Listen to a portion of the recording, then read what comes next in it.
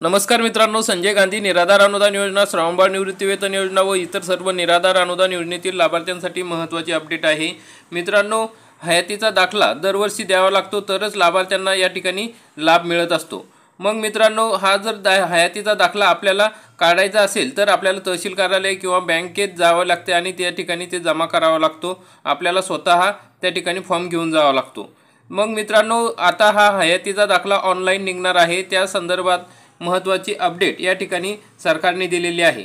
या ठिकाणी सांगितलेलं आहे की हयातीचा दाखला तुम्ही ॲपद्वारे काढू शकता असे परिपत्रक जाहीर केलेले आहे आणि त्या ठिकाणी सांगितले की हयातीचा दाखला या ठिकाणी तुम्ही ऑनलाईन ॲपद्वारे काढायचा आहे। डिजिटल लाईफ सर्टिफिकेट या ठिकाणी काढायचे सांगितलेले आहे। हे जे प्रमाणपत्र आहे ते आपोआप NSAP पोर्टलवर अपडेट होणार आहे, म्हणजे तुम्हाला त्या ठिकाणी नेऊन द्यायची गरज नाही। आणि बेनिफिशरी सत्यापन ॲपच्या साहाय्याने लाभार्थ्यांचे हयात प्रमाणपत्र म्हणजे digital life certificate online generate करण्याची कार्यवाही तात्काळ करावी अशा सूचना या ठिकाणी सर्व जिल्हाधिकाऱ्यांना देण्यात आलेल्या आहे।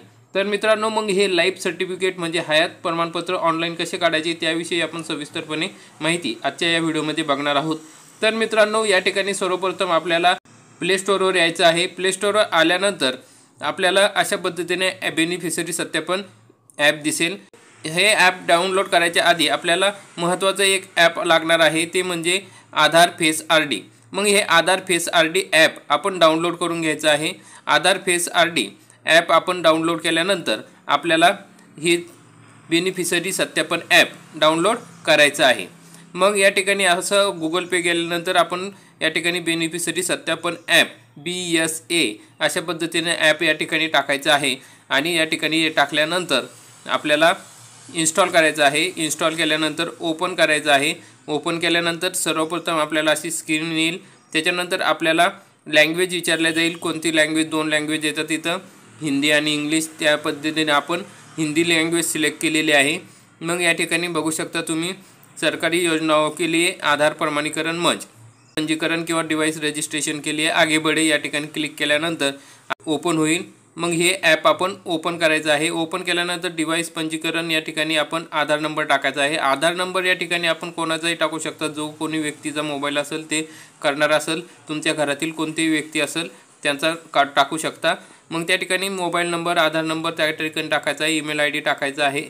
व्यवस्थित ईमेल ID टाकल्यानंतर ज्यांचे या ठिकाणी मोबाईल नंबर, आधार नंबर टाकलेला आहे त्यांच्या मोबाईलवर या ठिकाणी हा मेसेज जाणार आहे। या ठिकाणी मग तो मेसेज गेल्यानंतर त्या OTP येईल आणि तो OTP आला की त्या ठिकाणी OTP टाकायचा आहे। OTP टाकल्यानंतर जमा करे या ठिकाणी क्लिक करायचं आहे। मग त्या ठिकाणी क्लिक केल्यानंतर आपल्याला समोर डिवाइस पंजीकरण नवीन पेज ओपन होईल। नवीन पेजवर या ठिकाणी ज्यांचा या ठिकाणी आधार नंबर आणि मोबाईल नंबर टाकलेला आहे त्यांचं नाव टाकायचं आहे।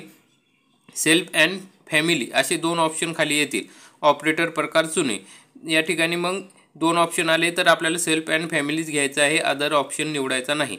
मग नंतर या ठिकाणी खाली टिक करायची आहे। टिक केल्यानंतर स्कॅन करण्यासाठी आपण क्लिक करायचं आहे। नंतर आपल्याला अशा पद्धतीने या ठिकाणी while using the app face RD ते परमिशन मागत आहे, त्या ठिकाणी आपल्याला ओके करायचं आहे, ॲक्सेप्ट करायची आहे ती रिक्वेस्ट। आणि नंतर आपल्याला अशा पद्धतीने स्क्रीन येईल। स्क्रीन आल्यानंतर कधी एरर येतो। एरर आला असेल तर दुसऱ्या मोबाईलमध्ये तुम्ही हे ओपन करू शकता किंवा दुसऱ्याला सांगू शकता, त्यांच्या मोबाईलवर होऊ शकतं। मग या ठिकाणी बघा, असे केल्यानंतर फेस स्कॅन असा ऑप्शन येईल। Do you want the face scan, ते येस करायचं आहे। येस केल्यानंतर अशा पद्धतीनं गोल येईल। बरोबर या गोलच्या मधात तुमचा चेहरा दिसेल, म्हणजे ज्यांचा मोबाईल नंबर आता आधी टाकलेला आहे त्यांचे स्कॅन करायचं आहे। मग त्यांचा चेहरा आल्यानंतर त्या ठिकाणी त्यांचं स्कॅन करून घ्यायचं आहे, डोळे मिचकायचे आहे, बरोबर तुमचा चेहरा त्या ठिकाणी येऊन जाईल। आता अशा पद्धतीने पुढील पेज ओपन होईल। त्या ठिकाणी सेंट्रल गव्हर्नमेंटचा सिम्बॉल दिसेल बघा, तिथं क्लिक करायचं आहे कॉर्नरला।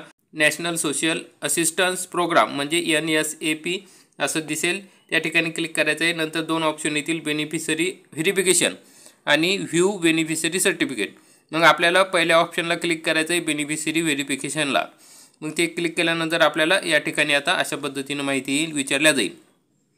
ही माहिती या ठिकाणी ज्यांना हयातीचे प्रमाणपत्र काढायचे आहे, जे लाभार्थी निराधार अनुदान योजनेचे आहे, संजय गांधी निराधार अनुदान योजनेचे किंवा श्रावणबाळ योजनेचे किंवा इंदिरा गांधी योजनेचे आहे, त्यांचे आधार कार्ड म्हणजे ज्यांचा हयातीचा दाखला काढायचा आहे त्यांचं आधार कार्ड आता इथे टाकायचं आहे। मग त्यांचं आधार कार्ड टाकायचं आहे, त्यांचा मोबाईल नंबर टाकायचा आहे आणि खाली ईमेल आय डी टाकायचा आहे, बरोबर। ईमेल आय डी टाकल्यानंतर या ठिकाणी टिक करायचं आहे, टिक करून सबमिट करायचं आहे। सबमिट केल्यानंतर ज्यांचा मोबाईल नंबर किंवा ज्यांचे हयातीचे प्रमाणपत्र या ठिकाणी काढायचं आहे त्यांच्या मोबाईल नंबरवर या ठिकाणी तुम्हाला मेसेज येईल, OTP येईल। OTP आल्यानंतर व्यवस्थित टाकून घ्यायचा आहे, नंतर सबमिट करायचं आहे।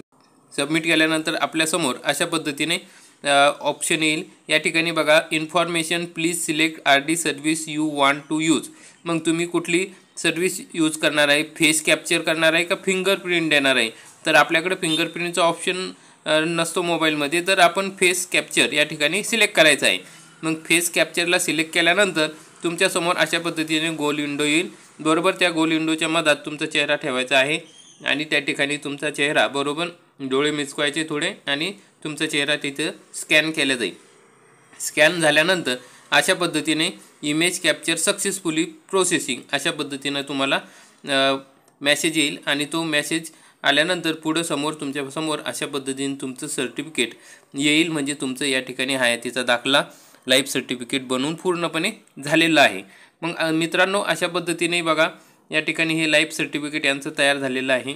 मग तुम्हाला जर सर्टिफिकेट डाउनलोड करायचं असेल तर या ठिकाणी परत माघारी यायचं आहे, व्ह्यू बेनिफिशरी सर्टिफिकेट या ठिकाणी क्लिक करायचं आहे। व्ह्यू बेनिफिशरी सर्टिफिकेटला क्लिक केल्यानंतर तुम्हाला अशा पद्धतीने जो काही मेसेज आलेला आहे बघा आधी OTPचा, तो OTPचा मेसेज आला आहे, BSA नंबर असतो तिथे, तो BSA नंबर BSA ID या ठिकाणी टाकायचा आहे, ते सबमिट करायचं आहे। सबमिट केल्यानंतर तुम्हाला वन टाईम पासवर्ड परत OTP येईल, ज्या लाभार्थ्यांचं हयातीचं प्रमाणपत्र काढायचं आहे त्या लाभार्थ्यांच्या मोबाईलवर या ठिकाणी व्हेरीफाय करायचं आहे। व्हेरीफाय केल्यानंतर तुमचं अशा प्रकारे हयातीचे प्रमाणपत्र या ठिकाणी डाउनलोड होईल।